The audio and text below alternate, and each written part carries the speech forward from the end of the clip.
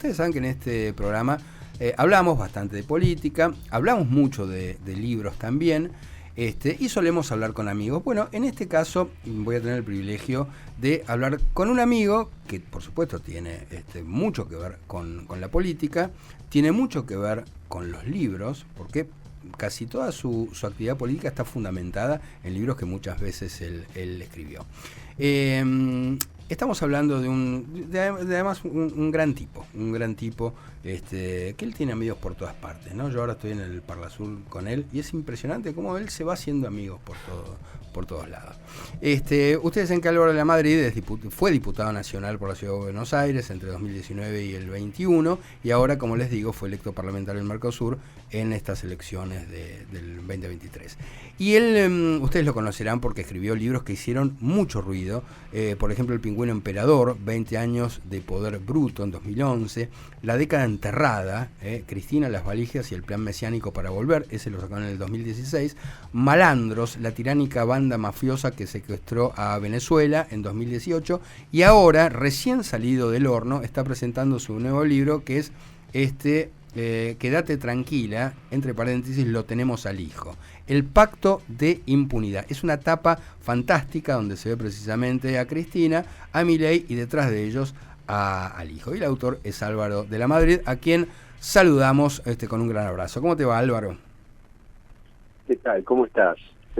Un gusto siempre hablar con vos. Bueno. Gracias por tus palabras. No, por favor, porque además es lo que siente mucha gente. Cuando uno ve los comentarios que te dejan en redes sociales, además vos viajás todo el tiempo por todo el país, tenés una relación muy personal y muy cercana con la gente. Bueno, yo me muero de ganas de leerlo. Pasa que todavía no me lo mandaron, tu libro, Álvaro. Hay que decirle a la gente de la editorial que me lo mande.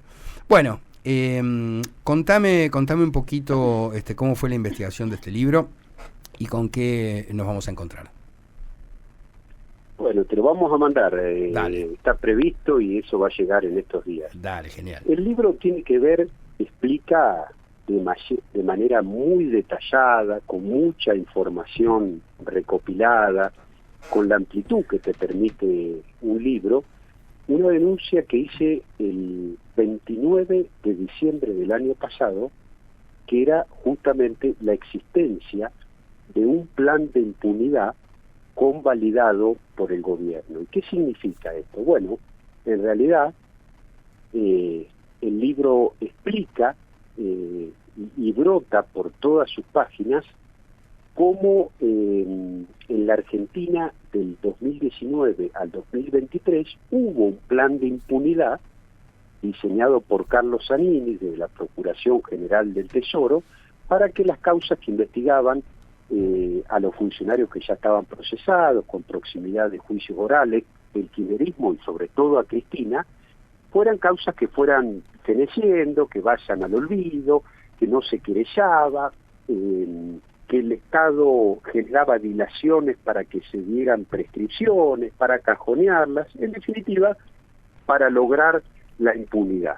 Y se llevó adelante, eso quedó inconcluso, no lo logró, digamos, ni Zanini ni Cristina por la Corte, explicamos en el libro, es decir, cómo la Corte, como última instancia, fue impidiendo que se concretara ese quebrantamiento judicial que diera lugar al reino de la impunidad.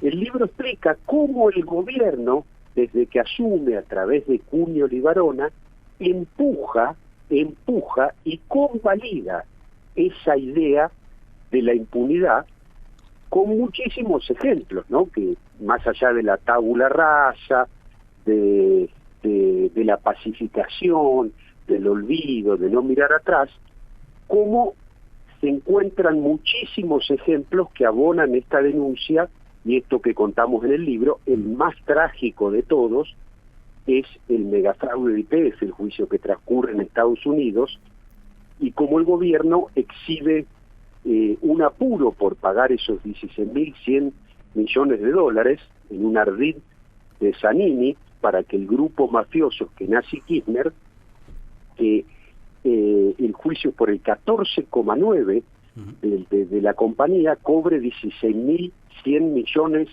de dólares, que con intereses son 26.000, mucho más de lo que cobró Repsol, que tenía el 51% y cobró 4.960 millones de dólares. En definitiva, el libro exhibe cómo en estos meses la única que ha logrado objetivos es Cristina, que ha logrado algo mucho más grande, que fue la atroz corrupción de los últimos 20 años. Ha logrado que se encamine decididamente esa impunidad, que no se le toque lo robado, que se mantenga la intangibilidad de todo eso, y que con lijo a la Corte este pacto exhibe totalmente sus motivaciones, porque hasta ahora el gobierno ha votado de manera separada con el kirchnerismo, y Lijo nos trae la evidencia de ese pacto al tener que votarlo juntos. Vemos cómo el kirchnerismo no solo que lo va a votar, sino que le ha pedido, por ejemplo, a Vudú y a Grabois que bajen los cuestionamientos al Lijo, porque ellos lo piensan votar. Cómo detrás del Lijo se encuentran todos los malos, y este entramado, digamos, del pacto de impunidad queda en evidencia. Ahora es interesante lo que planteás, y eso me lleva a la segunda pregunta, es ¿qué hay detrás de este pacto? Digamos, ¿cuáles son las cláusulas desconocidas y secretas, por supuesto, de este pacto? Bueno, buenísimo, Fede, porque yo lo cuento. El primer capítulo es las razones del pacto, y ahí exhibo una serie de razones, que las más importantes, más allá de los detalles, yo el libro abunda, es, por un lado, la impunidad de los funcionarios procesados, que no se toque lo robado, YPF, que todos están juntos allí comiendo y rapiñando de ese megafraude, y para Milei, porque la gente se pregunta, dice, bueno, ¿qué obtiene Milei? Porque claro, todo eso es para el kirchnerismo. Bueno, Milei obtiene una corte que quiebra una mayoría hoy establecida, que ha sacado fallos muy buenos de esta corte.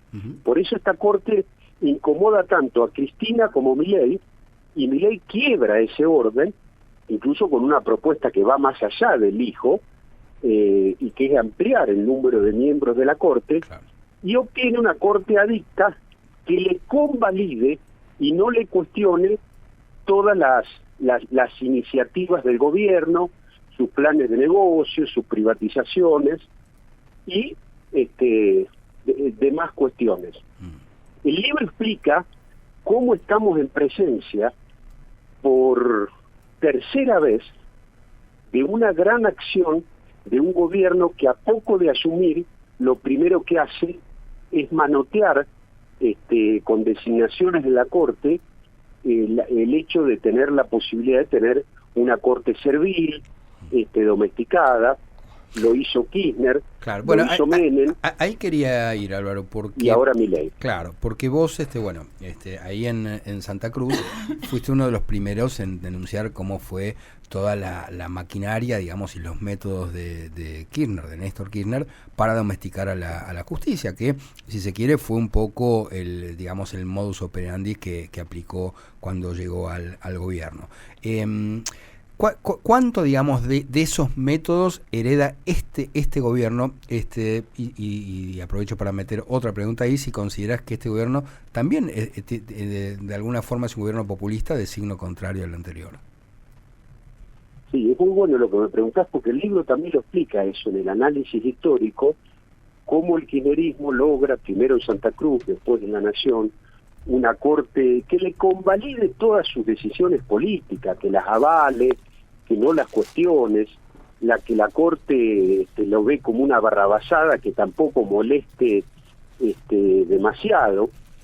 Bueno, el libro abunda en eso y en explicar cómo esta Corte, aún con todos los déficits que ha tenido, ha sido la Corte que ha frenado el Cristina eterna, la posibilidad de llevarse puesto definitivamente las instituciones, que le bajó la reelección indefinida a Zamora, a Uñac y probablemente también a Infran, que sacó fallos como a Kumar, por el Riachuelo, la coparticipación, los fallos que impidieron que Cristina avanzara sobre el Consejo de la Magistratura, que no fuera la Doñate y que se restableciera a juez como correspondía, es decir, fallos que le hicieran pagar impuesto al señor del tabaco, claro, fallos fundamentales que determinaran que el juicio de Alperovich se lleve a cabo en Buenos Aires gracias a un fallo de la Corte. Bueno, todo esto no hubiese ocurrido con otra Corte, claro, que es en definitiva lo que se busca.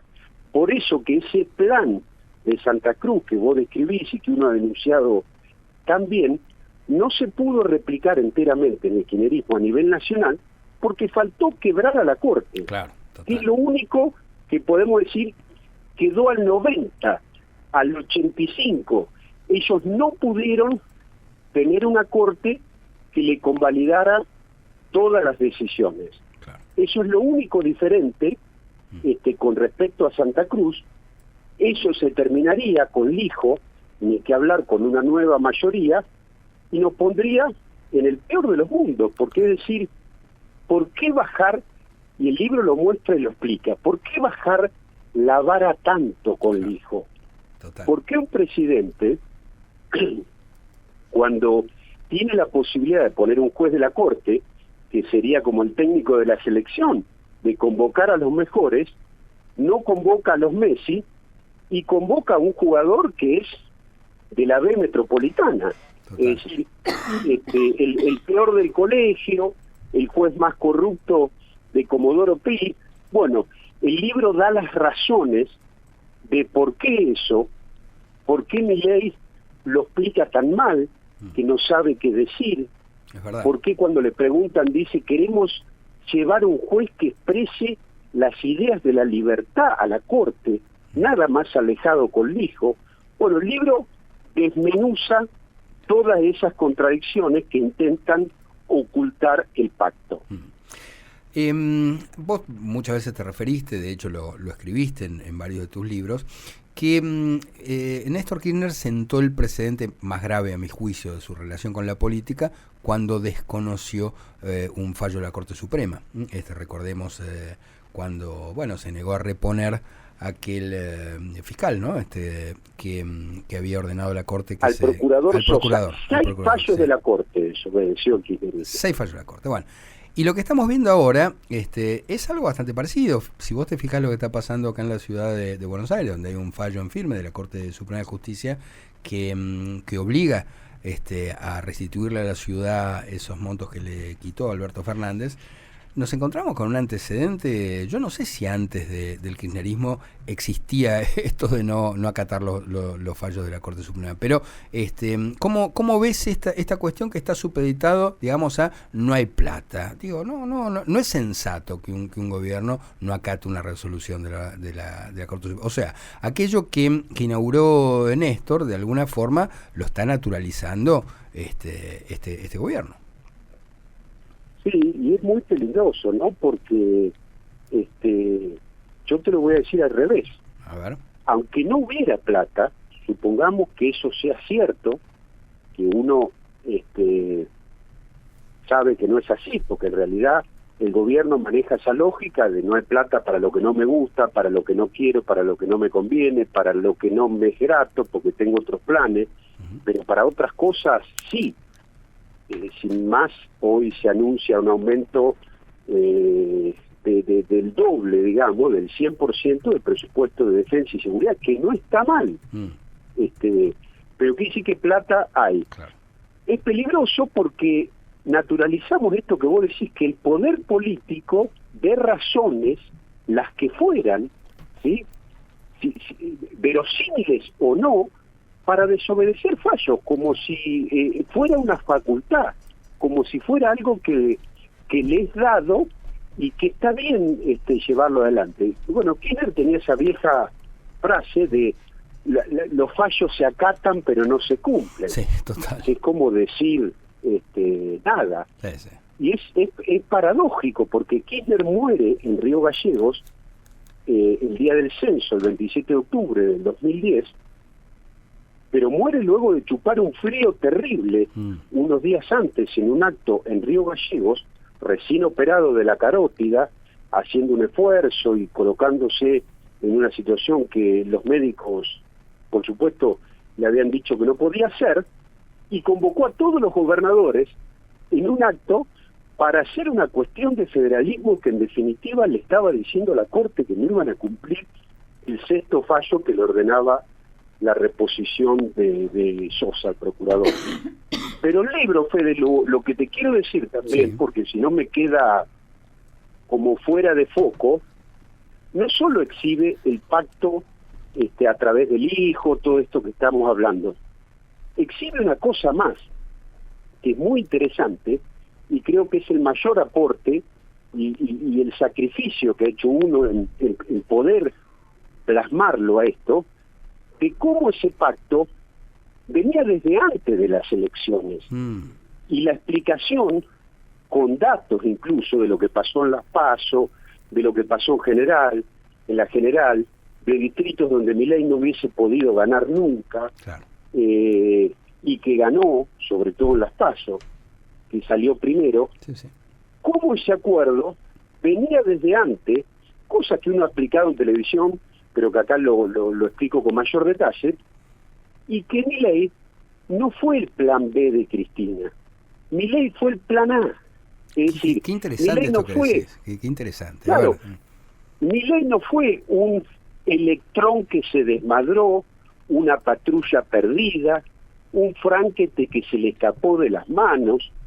Fue la decisión de Cristina de que sea su plan A en desmedro de Massa. Claro. Cuando Massa asume el Ministerio de Economía, yo explico en un programa en televisión que Cristina lo pone para quemarlo, no para que se luzca. Sí, sí, Y totalmente. para quemarlo de tal manera que no pueda ser un candidato que gane las elecciones. Claro, En el bueno, vos te 23, acordás como- cómo hablaba Cristina con Parrilli acerca de Massa. Claro. No me acuerdo Y si... además para invalidarlo para el 27, porque Massa hoy ya es un candidato con muchos problemas. El libro explica cómo Cristina, lo que no pudo lograr con Alberto, que era la impunidad definitiva y el cierre, y la tabula rasa, pero con Alberto, le era más conveniente lograrlo a manos de Milei, Claro, con quien podía pactar y condicionarlo. total. En un triunfo de Massa, Cristina dejaba de ser el sol del peronismo, Massa la iba a ralear y hasta iba a tener complicaciones judiciales, Tiene no por un apego republicano de Massa, sino como una estrategia para mandarla al ostracismo y sacar definitivamente de su preponderancia en el peronismo. Esto no quiere decir que la opción de Massa era buena, y ahí vuelvo sobre una cosa Para ella. que uno ha dicho en la campaña, se elegía entre dos grises, Claro. no era una elección en blanco y negro. Claro, total. Qué interesante esto que planteas. Bueno, y por último, Álvaro, nosotros hablábamos al comienzo del programa de este pacto de mayo, de estos 10 puntos, lo que decíamos, palabra menos, es que todos esos 10 puntos, explícito o implícitamente, están comprendidos en la Constitución Nacional, la propiedad privada, la educación, etcétera, etcétera, etcétera. Bueno, ¿cómo ves este pacto de mayo y si pensás que tiene realmente alguna importancia a futuro? No le veo ninguna importancia, te respondo con total sinceridad. Yo me enteré de esto cuando estaba en Washington en una gira, el pacto de mayo, que se iba a hacer en mayo, ¿no? Trasladado a julio, ¿no? Sí. Y dije en aquel momento, sigo pensando lo mismo, que eso era una iniciativa del gobierno para afianzar su cuestión política, para mejorar un poco la gobernabilidad, pero que era un decálogo de buenas intenciones imposible de controlar en cuanto a su cumplimiento. Claro, total. Que no creo que muchos de los gobernadores feudales que fueron allí lo vayan a cumplir con gobiernos y legislaturas provinciales desbordadas de gastos. No veo que vayan a ahorrar un solo peso, sinceramente. Y bueno, me parece que es un poco, también, hay que decirlo, y está planteado en el libro, buscar socializar esto, incluir a todo, decir, bueno, mire, es para adelante, estos son los puntos, y fíjate que entre los 10 puntos está en la Constitución. Es cierto, pero hay uno que no está en la Constitución, por lo menos de manera mencionada explícitamente y con cómo hacerlo, que es la lucha y el combate contra la corrupción, más en este presente de la Argentina, después del kirchnerismo, que no está, es decir, no figura, como si el presidente hubiese recibido un gobierno que fracasó en la economía, que fue un desastre, que chocaron la calecita, que hubo mala praxis, pero que no hubo un saqueo y que no hay que investigar corrupción para atrás. No se menciona entre los puntos, incluso en el discurso del presidente, al igual que cuando asumió, la palabra corrupción. No se ve como una cuestión en la que hay que ponerle energías, recursos y garantizar, no solo para atrás, sino para adelante, que no haya un vía libre para delitos vinculados a la corrupción. Así que lo veo como una medida que ya no es del todo confiable. Hoy con el diario del lunes y con todo lo que pasó, me parece que ya no estamos para poder escuchar los cantos de sirena, ¿no? Totalmente. Álvaro, vos sabés que no solamente me encanta hablar con vos, sino que me quedaron un montón de cosas en el tintero, política internacional, cómo lo ves vos, pero bueno, ya nos quedamos sin tiempo, pero bueno, te comprometo a que conversemos en otro momento. Si tenés ganas de venirte acá al estudio, vas a ser muy bien recibido, por supuesto. Desde ya, decirle a la gente que lea el nuevo libro de Álvaro de la Madrid, que se llama Quédate tranquila, lo tenemos al hijo, el autor es Álvaro de la Madrid, a quien por supuesto le agradecemos un montón esta conversación, y te mando, Álvaro, un gran abrazo. Gracias. Un abrazo grande, gracias por todo. Chau, chau.